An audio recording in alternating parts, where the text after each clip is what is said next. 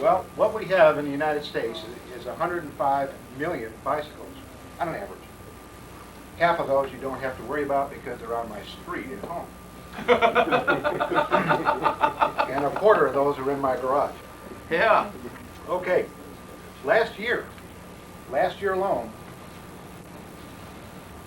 we being the general motoring public, killed 1,200 pedal cyclists.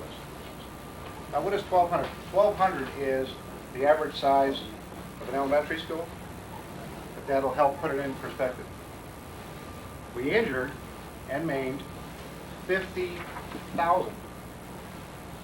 Now that's a medium-sized city in the state of Indiana. Let's mull that over for a moment. You kidding me? The average age, of course, the majority of the cyclists are children under the age of 15. Now I've got a set of twins 9 years old, and I do have a 15-year-old also. My twins, I don't know what they're going to do when they're on their feet, let alone what they're going to do on a bicycle. They're not really trained. Some of the schools have come up with a project where they're trying to teach the children to ride their bicycles. It appears very effective on the surface. Unfortunately, you know how a child's mind will wander. They don't retain a lot of this information. So, what do we, as professional drivers, have to do? We are responsible for their well-being and safety. We can't rely on them to know the laws. I've already told you that a bicycle is considered a vehicle. The vehicles are required to obey all the laws, all the traffic regulations that are brought out by each individual state. Are my 9-year-olds going to, yes? Why do the policemen not enforce this? That's a good question. Why is it that the policemen don't enforce these traffic regulations with the cyclists? Anyone? They have other priorities. They're more interested in speeding in cars and big trucks that are overweight and cook. I don't. Well, I believe you're headed in the right direction. Anyone else? How about Dave? You always have something. I always have something. That's true. It's usually not worthwhile, but I always have it anyway. I really think a lot of times they're outnumbered. 105 million? 105 million. Bicycles? All right, now I live in a town of 13,000 people. We have 11 cops versus several thousand bicycles. They cannot be everywhere at once. For one, Well, I agree. they I agree. can't see it. They may be outnumbered. Ours- Maybe it's a petty situation that police officers have more important things to do. Coming from a police background, I did enforce bicycle safety regulations. When you have an opportunity? Or Whenever I had the opportunity, or whenever someone pulled right out in front of me on a three-wheel. How can you I write? don't know. How can you write a 6-year-old a ticket? Well, you The don't. pen. You don't. With You a counsel. pen? You counsel with that 6-year-old. You don't have to. You counsel A the police 6-year-old, or officer you counsel can his be parents? as effective in his position by counseling rather than citing. You know, the statement that, yeah, you know, they're a vehicle and they've got as much rights as any other vehicle, but you know, I don't see how we can enforce the laws, and I don't see how they're as definite or defined As a what police it is for officer, a motor vehicle. how can you enforce the law knowing that, and I told you, the average rider of a cycle is under 15 years of age. They have ignorance of the law. They don't know what the laws are, so how can a police officer enforce the law? I know in a court of law, the judge will say, ignorance is no excuse. Okay? You go to the parents. But the police officer out on the street, he's concerned with public safety if he's doing his job correctly. Yes. Well, what can we do to I'll tell you exactly what we can do. Thank you very much. All right. What we can do, because we are the professionals, the cyclists in most cases are not. What we can do to help avoid the collision with the cyclist, first and foremost, is to watch your speed when you're in an area where the cyclists are. We discussed earlier yesterday about increasing that margin of safety, having that extra second. That extra second could be a lifetime, could last a lifetime literally. So So watch your speed in school zones of that nature. Tap on your horn. Let them see you. Let them know you're in the area. Make them totally aware of their risks. Let them know you're there. Allow plenty of room when overtaking and passing. You don't know what they're going to do. We've already discussed how unpredictable children are, so give them plenty of room when you're overtaking. Watch the cycle. Now, we've discussed blind spots. What's going to happen if you can't see a Cadillac pulling up on your right side as you're preparing to make a right turn? How are you going to see a bicycle? Be absolutely sure what's in your right side, blind side. Right, nighttime. Be extra cautious at nighttime. You don't know when children will be out on the street, or any cyclist for that matter. Most of the bicycles that I'm familiar with have inadequate lighting, or full reflecting, or none whatsoever. All right, so far, up to this point, we've discussed intersections. That's where one road meets another. Are there any other intersections that we haven't mentioned? Any other types of intersections you can think of? Railroad crossing. That's very good. Railroad crossing, isn't that? Is that not an intersection? Well, sure it is. Railroad crossings are intersections. We said earlier on that 1/3 of all accidents occurred at intersections. Well, part of these intersections involve trains. In 1987, the most recent statistics that I have, National Safety Council has advised us that 600 fatalities happen at railroad crossings. 600 fatalities. 4,000 injuries. How is that possible? With all the traffic signals, well, you've all been out on the road professionally. You've seen the different railroad signs. Name any one of the signs. Crossbar. All right, crossbuck. Gary. Flashing lights. The gate. Flashing lights. Anyone else?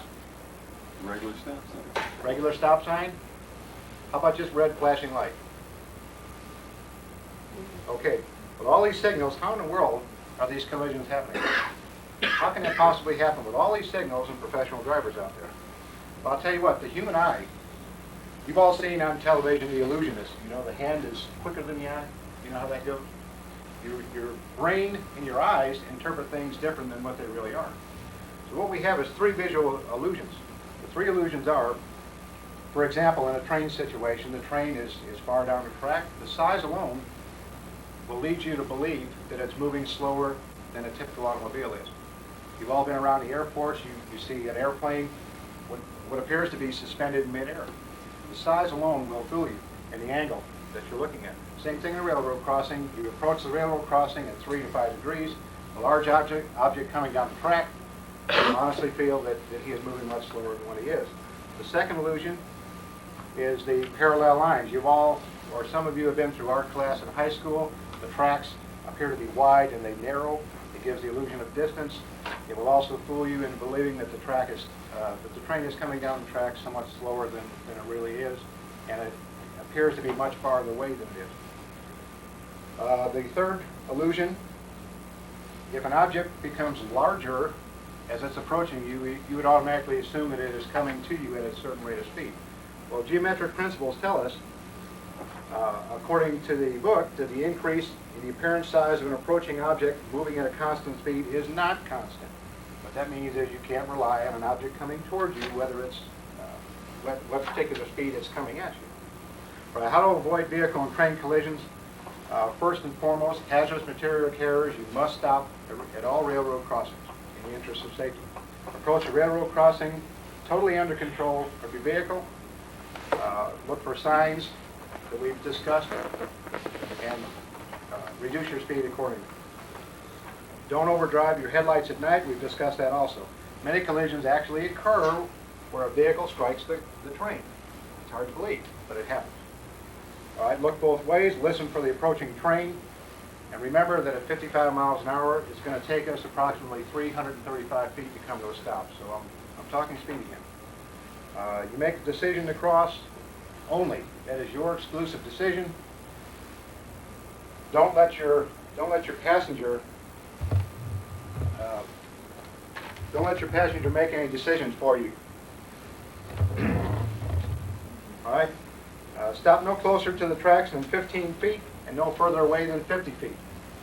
Remain stopped until a crossing is cleared, excuse me, but don't go just yet. Remember, some of the railroad crossings have double tracks.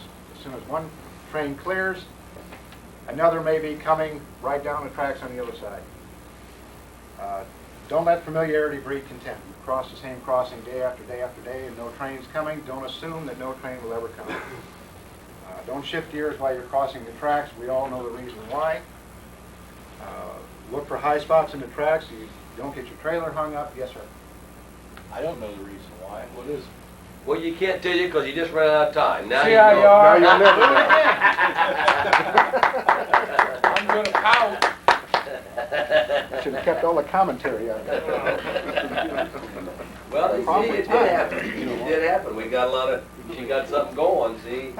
And it takes, that's what Don't you you say anything. No, wait a minute, this depends on the number of questions, too. Jack, what kind of time did he lay on Oh, him? 12:27, when I shut him off. That's Well, true. 12:27:59, so that's 12:28, yes. Oh, you carry over to the next tire. Yeah, yeah, Oh, okay. that's it. I'll just put a plus behind the 27. I need to write all this information down. Okay.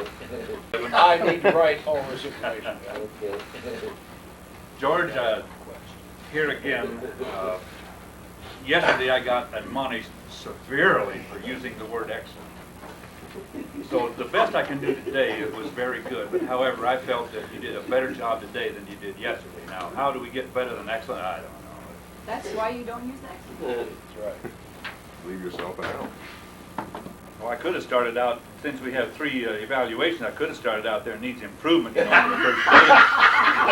And went up on from there. That's right. I mean, what the hell? catching on, Paul. Yeah, but it took you a couple days to get it. Well, you know, being a country boy I am, I'm a little slow. One thing I would like to comment here on that I just was, you kept continuity well when you were asked a question, or matter of fact, 2 questions were asked out of context, and you kept right on your trend of thought. You satisfied their cutting you down, and you got right back to your subject real fine without losing continuity or anything on that. And I thought that was really great. Your organization and introduction was, you were well prepared, you knew your material well, the content was complete and also well organized. The few questions that you did ask, I think they were asked properly. And you asked them, you paused, you asked the name, you did listen when they did ask the question. And your tones, I think, were well modulated. You emphasized the points that were necessary to be emphasized and kind of backed off as we went on through the lecture. That's all I've got. All right, good evaluation.